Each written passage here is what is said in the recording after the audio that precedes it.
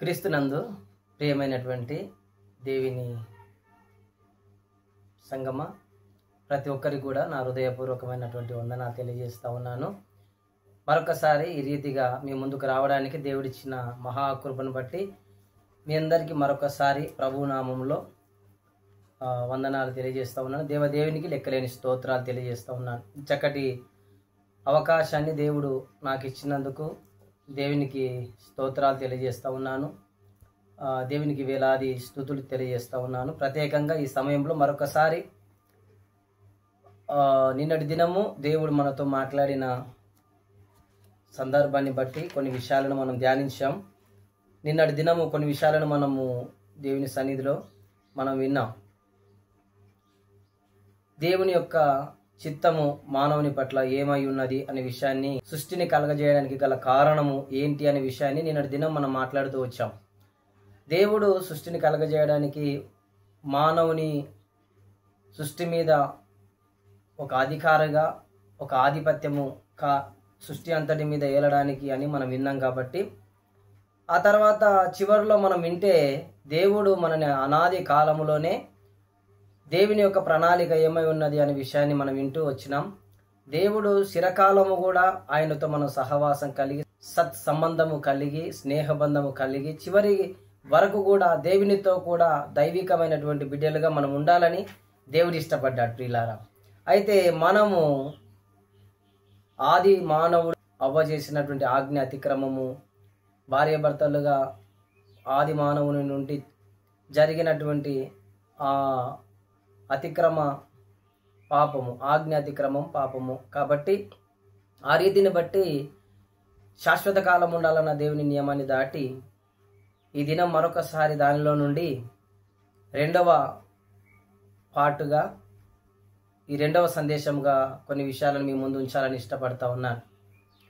మీ అందరికి తెలుసు, అయినప్పటికీ దేవుడు నా హృదయంలో పెట్టిన ఆశను బట్టి కొన్ని విషయాలను మీ ముందు ఉంచాలని ఇష్టపడతా ఉన్నాను. దయచేసి దేవుని వాక్యాన్ని, దేవుని యొక్క ఉద్దేశాన్ని, నా హృదయంలో పెట్టిన విషయాలను మీరు కూడా విని దేవునికి మహిమకరంగా మనందరము కూడా కలిసి ముందుకు సాగడానికి, అనేకులను నడిపించడానికి, దేవుని యొక్క చిత్తాన్ని అనేకులకు వాక్య భాగంను బట్టి అనేకులను కూడా దేవుని చిత్తాన్ని మనం వారికి తెలియజేస్తూ ముందుకు సాగడానికి దేవుడిచ్చిన ఈ అవకాశాన్ని బట్టి ముందుకు సాగుదామని మరొకసారి తెలియజేస్తూ మీ అందరికీ మరొకసారి శుభములు తెలియజేస్తూ ఈ యొక్క కార్యక్రమాన్ని ప్రారంభిద్దాం. మహోన్నతుడా, మహాగణుడా, పరిశుద్ధుడా, జీవము కలిగిన దేవ, నిన్నటి దినం కొన్ని విషయాలు మాతో మాట్లాడేవు ప్రభువా. రెండవ పార్టుగా, రెండవ సందేశముగా కొన్ని విషయాలు మాతో మాట్లాడండి. మీ మనసు, మీ చిత్తాన్ని మేము గైకొనడానికి మీ కృప దయచేయమని ప్రార్థన చేస్తూ, వాక్యమైన దేవుడు నాతో మా అందరితో మాట్లాడి మమ్మల్ని బలపరచమని ప్రార్థన చేస్తూ, మీ చిత్తాన్ని, మీ ఉద్దేశాన్ని, నీ ప్రణాళికను సర్వలోకానికి మేము తెలియజెప్పడానికి నీ కృప దయచేయమని ప్రార్థన చేస్తూ, కృతజ్ఞతాస్తుతులు చెల్లిస్తూ, యేసు నామములో ప్రార్థిస్తూ స్తుతిస్తూ అడిగి వేడుకుంటున్నాం మా పరమ తండ్రి. Amen, amen. Thank you. మంచిది. ఆది మానవునిలో నుండి చూస్తే మనిషి హృదయం చెడ్డది అనే విషయాన్ని దేవుడు గుర్తుకు చేస్తూ ఉన్నాడు.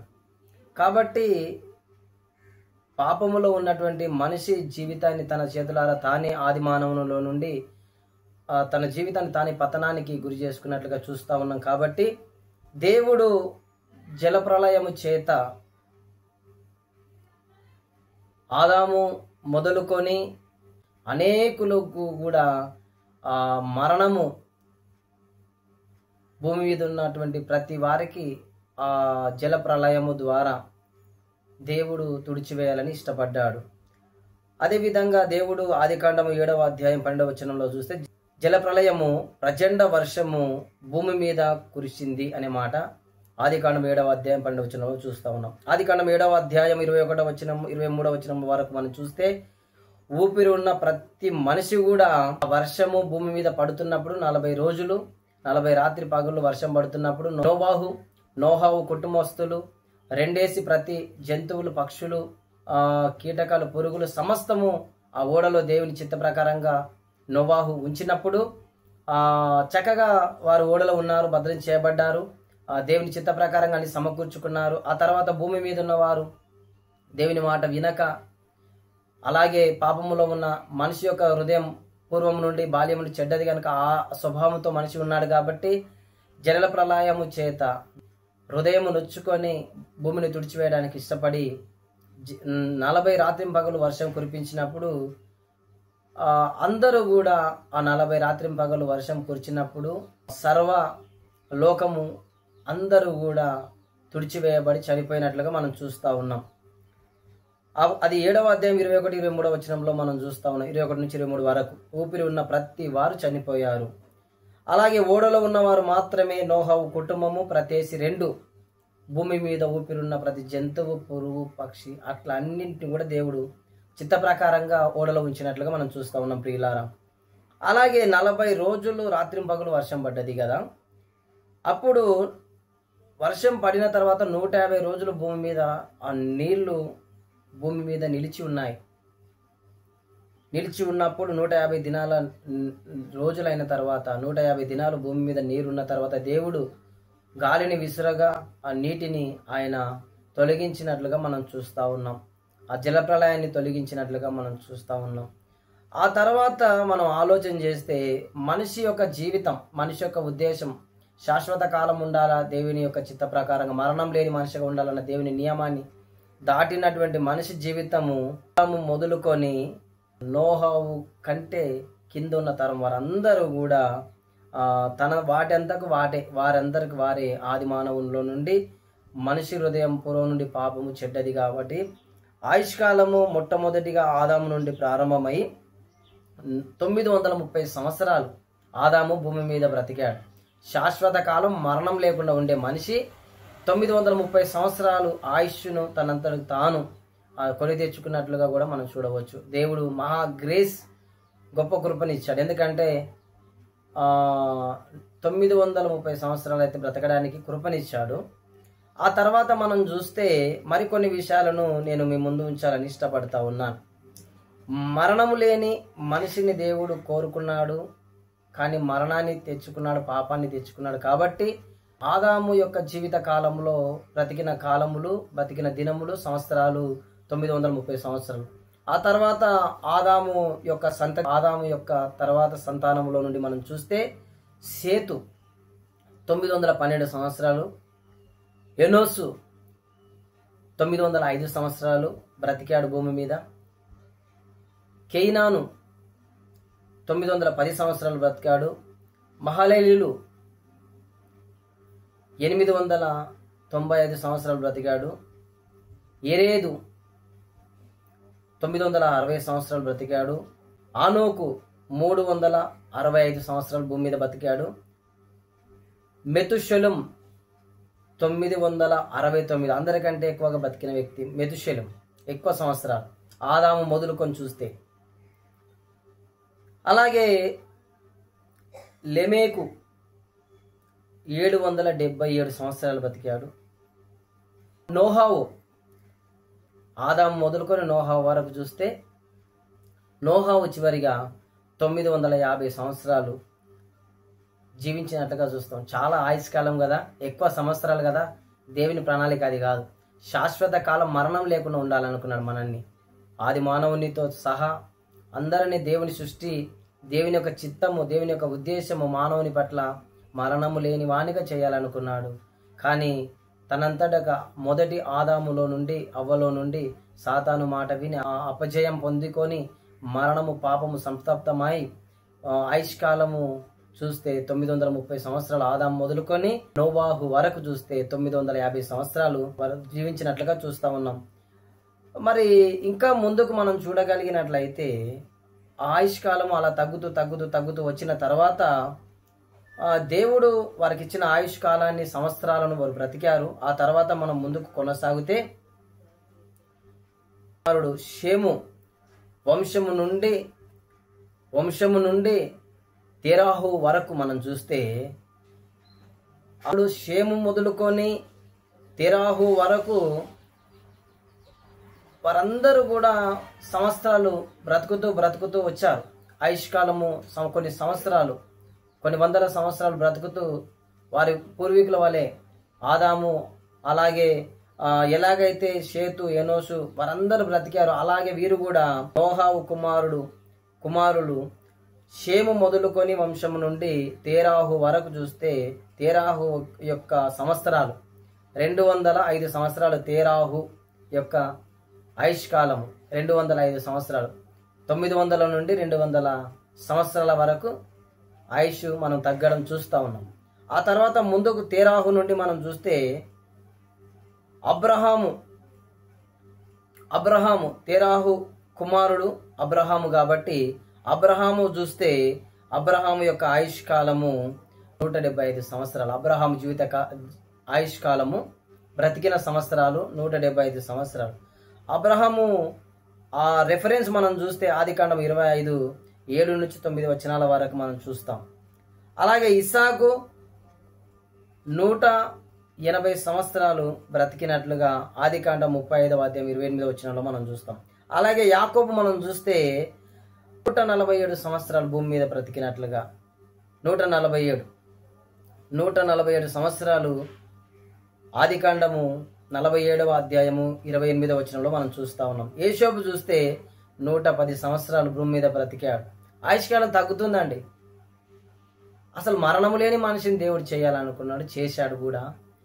కానీ అవ్వ సర్పము మాట విని, సాతాను మాట విని, దేవుని మాటను తునీకరించి ఆజ్ఞ అతిక్రమం పాపం వల్ల వచ్చే జీతం మరణమును తెచ్చుకున్న కారణమును బట్టి ఏదేను వనములో నుండి వెలివేయబడి దేవుడు ఆ జీవవృక్ష ఫలమునకు వెళ్లకుండా కెరూబులను పెట్టి అగ్ని జ్వాలలను ఉంచి వారికి మరలి ఎప్పుడు కూడా జీవవృక్ష ఫలాన్ని తిని వారు ఆయుష్ పొందుకోకుండా మరణం లేని మనిషిగా ఉండాలనే ఉద్దేశం దేవుడు తుడిచివేశాడు. మరణించాలన్నాడు. మనిషి మరణాన్ని కోరి తెచ్చుకున్నాడు కాబట్టి మరణము అందరికీ ఒక మనిషి ద్వారా సంప్రాప్తమాయను అన్నాడు. కాబట్టి అలా ఆయుష్కాలం 900 నుంచి చూస్తే ఇక్కడికి వచ్చి మనం యోసేపు వరకు మనం వస్తే 110 సంవత్సరాలు చూస్తా ఉన్నాం. యోసేపు తర్వాత మనం 969 సంవత్సరాలను మొదలుకుంటే 110 సంవత్సరాలకు మనిషి జీవిత ఆయుష్కాలం పడిపోయింది. ఆ తర్వాత మోషే భక్తుడు 120 సంవత్సరాలు బ్రతికాడు. దేవుడు ఆ 120 సంవత్సరాలు నిర్గమకాండములో మోషే జీవితము మనము చూడవచ్చును. ద్వితీయోపదేశ కాండము 34:7 వచనంలో చూస్తే మోషే బ్రతికిన సంవత్సరాలు 120 సంవత్సరాలు. అంతకంటే ముందే దేవుడు మనిషి ఆయుష్కాలాన్ని 120 చేశాడండి. ఆదికాండము 6:3 వచనంలో మనం చూస్తే మనిషి యొక్క ఆయుష్కాలము 120 సంవత్సరాలు అయ్యను అని అంటాడు. 120 సంవత్సరాలకు పడిపోయింది. 900 మొట్టమొదటిగా మరణము లేని మనిషి, దేవునితో చిరకాలం ఉండాలన్న మనిషి, మరణము సంప్రాప్తమాయి 900 సంవత్సరాలు మొదలుకొని మనం చూస్తే 120 సంవత్సరాల కాల వ్యవధికి సంవత్సరాల ఆయుష్ కాలానికి మనిషి యొక్క జీవితాన్ని మనిషి అవిధేయత ద్వారా తెచ్చుకున్నట్లుగా మనం చూస్తూ ఉన్నాం ప్రియులారా. ఈ తర్వాత ఇంకా చాలా ముఖ్యమైన విషయాలను మనం వింటాం. మోషే బ్రతికాడు. మోషే 120 సంవత్సరాలు బ్రతికిన తర్వాత మోషే భక్తుడు అంటా ఉన్నాడు, ఆయుష్ కాలము 70, అధిక బలం ఉంటే 80 అని. కీర్తనల గ్రంథము 90:10 వచనంలో మనిషి యొక్క ఆయుష్ కాలము 70-80 సరిపోతుంది. ఆడికి ఆయాసము దుఃఖము, వాటి వైభోగము చాలా ఆయాసము దుఃఖము అంటాడు. మనిషి జీవితము చివరికి వచ్చేటప్పటికి 120 సంవత్సరాలు నుండి 70-80 సంవత్సరాలు చాలు అంత స్థితికి మోషే భక్తుడు చూస్తూ ఉన్నాడు, తెలియజేస్తూ ఉన్నాడు. మోషే భక్తుడు చెప్పిన తర్వాత ఇప్పుడు మనిషి జీవితం చాలా మందిని కదిలిస్తే, చాలా మందిని అడిగితే 60 సంవత్సరాలు చాలు, 60 సంవత్సరాలు బ్రతికితే మహా గొప్ప అన్న స్థాయికి మనిషి జీవితం పడిపోయింది. మనిషి ఆయుష్కాల సంవత్సరాలు పడిపోయాయి. దేవుని చిత్తాన్ని, దేవుని ఉద్దేశాన్ని మనిషి ఆ చేతులతో అది చేసుకున్న ఆజ్ఞ అతిక్రమం ద్వారా ఆయుష్కాలము ఇప్పుడు 60 సంవత్సరాలు బ్రతికితే చాలన్న పరిస్థితిలో మనిషి చూస్తూ ఉన్నాడు. మరి కొన్ని మనిషి 60 సంవత్సరాలు బ్రతుకుతాడా అని అంటే చెప్పలేం. 50 సంవత్సరాలు బ్రతికితే మహా గొప్ప అంటా ఉన్నారు ఈ దినాల్లో. 50 సంవత్సరాలు బ్రతికితే చాలు, అది మహాభాగ్యం అంటా ఉన్నారు. పోనీ 50 సంవత్సరాలన్న మనిషి ఆయుష్కాలం స్థిరంగా ఉంటుందా అంటే గ్యారెంటీ లేదు. అనేక సంవత్సరాలను దేవుడు 900 సంవత్సరాలకు పైబడి ఉన్నటువంటి ఆయుష్కాలము చివరికి వచ్చేటప్పటికి 50 సంవత్సరాలు కూడా మనిషి బ్రతకడానికి గ్యారెంటీ లేని దినాల్లో మనం ఉన్నాం. ఆ భయంకరమైన దినాల్లో మనం ఉన్నాం. చూస్తే అనేకమైన రోగాలు, అనేకమైన ప్రతికూలమైనటువంటి పరిస్థితులు భూమి మీద ప్రబలుతూ ఉన్నాయి. కాబట్టి మానవుని యొక్క జీవితంలో మనం ఆలోచన చేస్తే మోషే గురించి దేవుడు ఒక మాట అంటాడు. 120 సంవత్సరాల వయసులో అతడు చనిపోయేటప్పుడు తన దృష్టి కానీ లేకపోతే తన యొక్క బలము కానీ ఏది కూడా తగ్గలేదు, సత్తువ కలిగిన వాడుగా ఉన్నాడు మోషే అంటాడు. అలా బ్రతికాడు 120 సంవత్సరాల వరకు కూడా. ఇప్పుడు చూస్తే 50 సంవత్సరాలకే 40 సంవత్సరాలకే మనిషి జీవితంలో మనిషి జీవితంలో నిలకడగా లేదు. అనారోగ్యాలు, భయంకరమైన ప్రతికూలమైన పరిస్థితులు, ఈ శరీరంలో ఎన్నో భయంకరమైన రోగాలు, ఎన్నో మనిషి జీవితంలో మనం చూస్తూ ఉన్నాం. కాబట్టి 50 సంవత్సరాలు కూడా గ్యారెంటీ లేనప్పుడు ఈ 40 సంవత్సరాలు 35 సంవత్సరాల్లో కూడా అనేకులు కూడా అనేక రోగాల ద్వారా చనిపోతూ ఉన్నారు. మనిషి చేతులతో ఆయుష్కాలం 70-80 అని చెప్పిన మోషే యొక్క నియమాన్ని కూడా చాలు అన్న దేవుడి నియమం 120 సంవత్సరాలు అయితే ఇప్పటికీ కూడా 120 సంవత్సరాలు బ్రతకొచ్చు. మనిషి 120 సంవత్సరాలు బ్రతకొచ్చు. దేవుని చిత్తంలో ఒకవేళ ఉంటే దేవుడు ఒకవేళ 70-80 సంవత్సరాలు కూడా బ్రతికించి ఉండవచ్చు. ఒకవేళ దేవుడు ముందే తీసుకుంటే దేవుని చిత్తమై ఉంటే మనం ఏం చేయలేం. కానీ మనిషి చేతుల ద్వారా మనిషి చేసుకున్న క్రియలను బట్టి, వ్యసనాలను బట్టి నిజంగా ఈ దినాల్లో చూస్తే యవనస్తులు పాడైపోతూ ఉన్నారు. భయంకరమైన డ్రగ్స్ అలవాటు అవుతూ ఉన్నారు. మా దినాల్లో 39 సంవత్సరాలు నా జీవితంలో ముగించుకొని 40 సంవత్సరాల్లో నేను ప్రారంభమయ్యాను. నేనున్నటువంటి దినాల్లో నాకు చెప్పేవారు లేరు మంచి చెడ్డలు. అప్పటికి పెద్దవాళ్ళు ఇంకా కొంచెం జ్ఞానయుక్తంగానే ఉన్నారు. మేము జీవిస్తున్న ఆ బాల్య వయసులో కూడా మేము కూడా కొంచెం పెద్దవాళ్ళకు గౌరవిస్తూ బ్రతికాం. చెప్పేవాళ్ళు లేరు. అయితే ఇప్పుడు కాలానికి వచ్చేటప్పటికి చూస్తే చెప్పేవారు ఉన్నప్పటికీ కూడా అనేకులు వినే స్థితిలో లేరు. తల్లిదండ్రుల మాట వినే స్థితిలో లేరు. డ్రగ్స్కి అలవాటు అవుతూ ఉన్నారు, గంజాయి అలవాటు అవుతూ ఉన్నారు, సిగరెట్స్, భయంకర లివర్, తర్వాత లంగ్స్, గుండె, శరీరంలో ఉన్న కిడ్నీ అన్నిటి కూడా డ్యామేజ్ అయిపోతున్నాయి, అన్నీ పాడైపోతూ ఉన్నాయి. మా ఊర్లో ఒక వ్యక్తికి లివర్ ప్రాబ్లం ఉందని చెప్పాడు ఒక బాబు. లివర్ ప్రాబ్లం ఉందని చెప్పాడు. వారి స్కూల్కి నేను ఆ బాబుని తీసుకొని వెళ్తుంటే మా డాడీకి లివర్ ప్రాబ్లం ఉంది. ఏంటి అంటే భయంకరంగా తాగేవా, భయంకరమైన వ్యసనాలు ఉండేవి. ఈ గుట్కాలని, పాన్ పరాగులని, సిగరెట్స్ అని, ఆల్కహాల్ అని ఇలా తాగి మా డాడీ లివర్ పాడైందని ఒక కుమారుడు చెప్పడం చూస్తూ ఉన్నాం. అలాగా మనం చూస్తే మనిషి జీవితము 30 సంవత్సరాలు, 40 సంవత్సరాలు, 50 సంవత్సరాలు కూడా బ్రతకలేని పరిస్థితికి మనిషి జీవితం పడిపోయింది. ప్రియమైనటువంటి దేవుని ప్రజలారా గమనించండి, 120 సంవత్సరాలు బ్రతకొచ్చు, 100 సంవత్సరాలు బ్రతకొచ్చు. దేవుని చిత్తంలో మనం ఉండే దేవుడు మనకు ఆయుష్కాలం ఇస్తే మనం బ్రతకొచ్చు అండి. 80 సంవత్సరాలు బ్రతకొచ్చు. మోషే చెప్పినట్లుగా దేవుడు 120 సంవత్సరాలు చెప్తా ఉన్నాడు. 80 సంవత్సరాలనే కనీసం బ్రతకొచ్చు. అనేకులు ఒకవేళ దేవుని చిత్తంలో ఉండి పిలువబడిన వారు కొందరైతే చేతుల ద్వారా శరీరాన్ని పాడు చేసుకొని మరణానికి వెళుతున్నటువంటి వారు అనేకులు ఉన్నారు. యవనస్తులు పాడైపోతూ ఉన్నారు, మరణిస్తూ ఉన్నారు. చిన్న చిన్న టీనేజ్లో ఉన్న 13 సంవత్సరాల నుంచి 20 సంవత్సరాల వారు కూడా అనేకులు చనిపోతాం.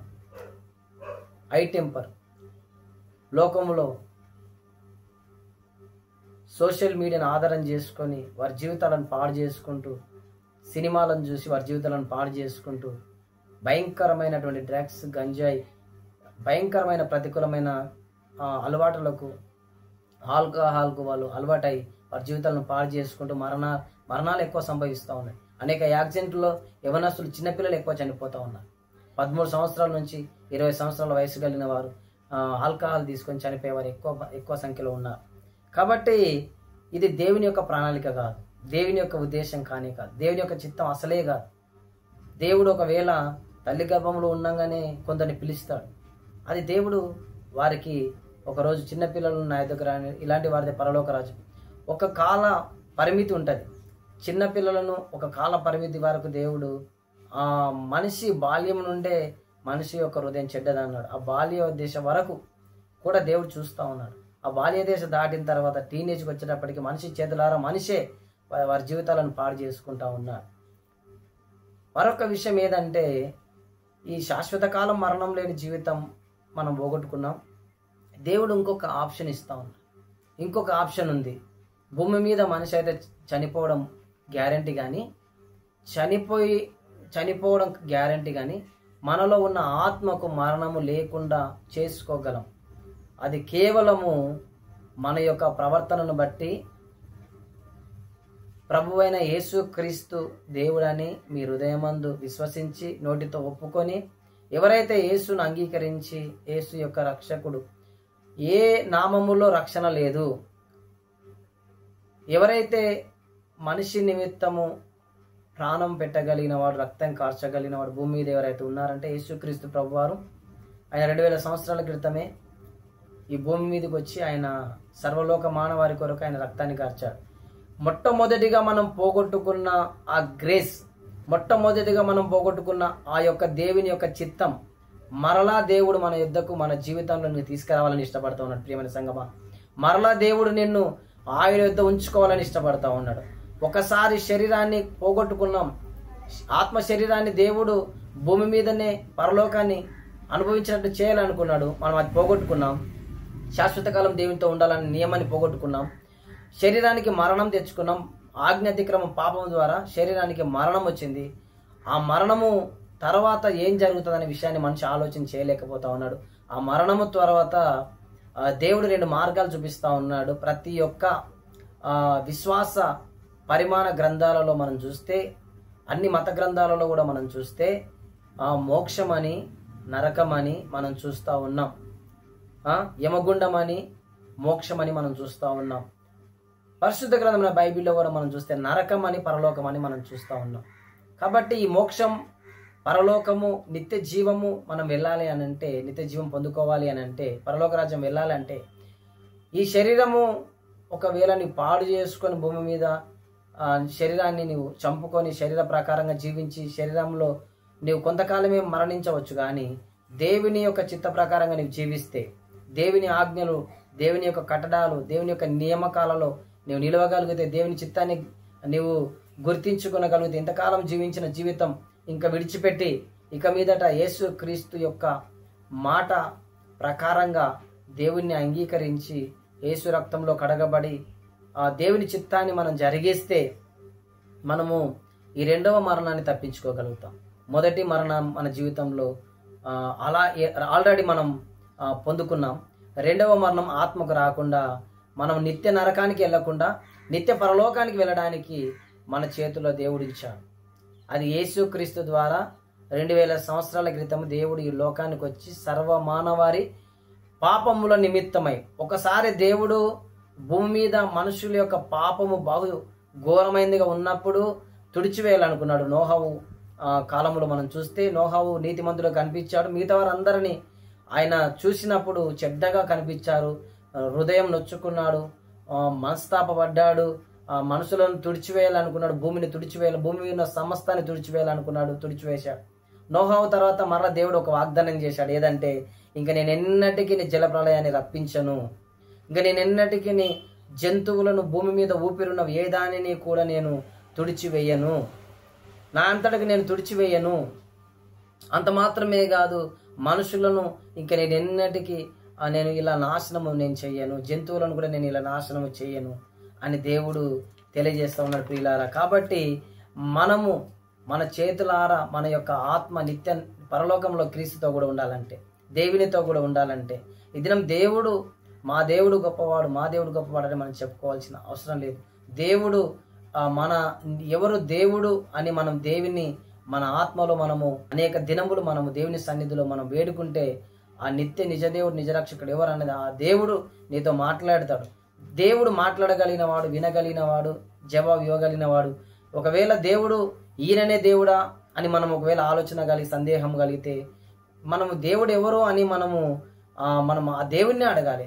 దేవుడు ఎవరైనా ఉంటే నాకు అది కావాలి, దేవుడు నేను నిన్ను వెతకాలనుకుంటున్నానని మనము యజ్ఞం చేయగలిగితే, ప్రార్థన చేయగలిగితే, దేవుని సన్నిధిలో కొంతకాలం మనము కనిపెట్టుకోగలిగితే దేవుడు బయలుపరుస్తాడు. దేవుడు నీకు తెలియజేయడానికి నీ హృదయాన్ని ఆయన ప్రేరేపిస్తాడు, నీ హృదయాన్ని తెరుస్తాడు. దేవుడు ఆయన నీకు దేవుని యొక్క ప్రత్యక్షత ఏదో నీకు బయలుపరిచి దేవుడు యొక్క చిత్తము నీ జీవితంలో పొందుకోవడానికి నీకు దేవుడు కృపనిస్తాడు. నేను చెప్పేవారు లేక నేను కూడా తల్లిదండ్రులు నడిపి పోషిస్తున్న సందర్భాలలో నేను వ్యసనక్రాంతుడుగా ఉన్నప్పుడు, నా జీవితంలో భయంకరమైన వ్యాధిగ్రస్తులుగా నేను ఉన్నప్పుడు దేవుడు నా మరణంలో నుండి నన్ను జీవంలో బ్రతికించాడు. ప్రార్థన ద్వారా దేవుడు నన్ను బ్రతికించాడు. ఆ దినము నేను బ్లడ్ వాంతింగ్ చేసేవాడిని. కొన్ని దినాలు నేను నా జీవితము, నా దుర్గతి, భయంకరమైన పరిస్థితి, ఆ మరణంలో నుండి జీవంలోకి నన్ను దాటించిన దేవుడు, ఆ దేవుని యొక్క స్వస్థత, దేవుని యొక్క తాకిడిని నేను అనుభవించి చెప్తున్నాను ప్రియమైన సంగమా. కాబట్టి మనం కూడా ఇప్పుడు పోయిన ఈ ఆది మానవుల్లో నుండి వచ్చిన పాపము, శాపము లేదా మరణము ఇది ఈ రీతిగా ఉండగా దేవుడు మరొక నూతనమైనటువంటి జీవితాన్ని, నూతనమైనటువంటి ప్రణాళికను మన కొరకు ఉంచాడు.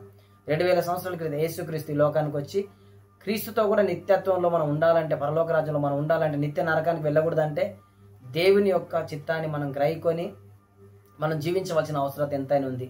ముఖ్యంగా ఒక విషయాన్ని చెప్తా ఉన్నాను. ఈ శరీరం పాడైపోతే, ఈ శరీరం మాత్రమే, ఈ శరీరాన్ని పాడు చేసుకుంటే ఈ శరీరము నాశనం అయిపోతుంది. భూమి మీద ప్రాణము, ఆత్మ వేరైపోతాయి. ఈ శరీరం మట్టిగా కలిసిపోతుంది. నీ చేతుల్లో ఉంది శరీరం ఎప్పుడు చనిపోవాలన్నది. ఆ దేవుడు ఒకవేళ పిలవకపోతే, నీ చేతులారా నీ వ్యసనాలతో పాడు చేసుకుంటే అది నీ చేతిలో ఉంది. దేవుడు పిలిస్తే ఎవరమైనా వెళ్ళవలసిందే.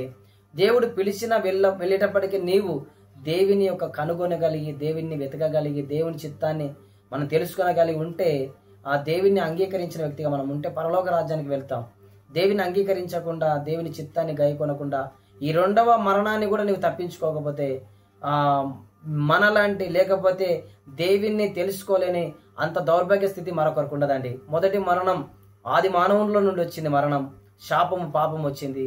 ఇప్పుడు ఆ మొదటి మానవుల నుండి వచ్చిన ఆ పాప శాపాన్ని ఈ రెండవ మానవుడు అనగా యేసుక్రీస్తు 2000 సంవత్సరాల క్రితం వచ్చి ఆ మొదటి పాపాన్ని, మొదటి శాపాన్ని, మొదటి అవిధేయతను ఆయన తీసివేసి నిత్యత్వాన్ని చేరడానికి యేసుక్రీస్తు 2000 సంవత్సరాల క్రితం వచ్చాడు. కాబట్టి ఈ భూమి మీద ఉన్నంత కాలం ఈ శరీరం నీవు ఏ రీతిగా కాపాడుకుంటావు అన్నది మన చేతుల్లోనే దేవుడు పెట్టాడు.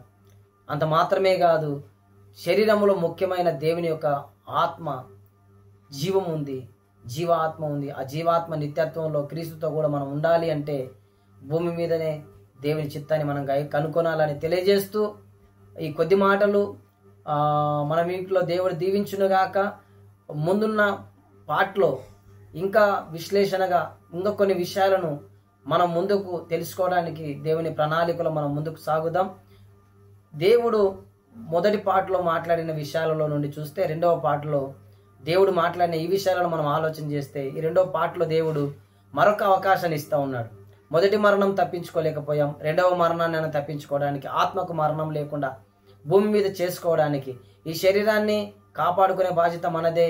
శరీరాన్ని వ్యసనాలతో నింపుకుంటే అది త్వరగా భూమి మీద నుంచి మన ఆయుష్ పోతుంది.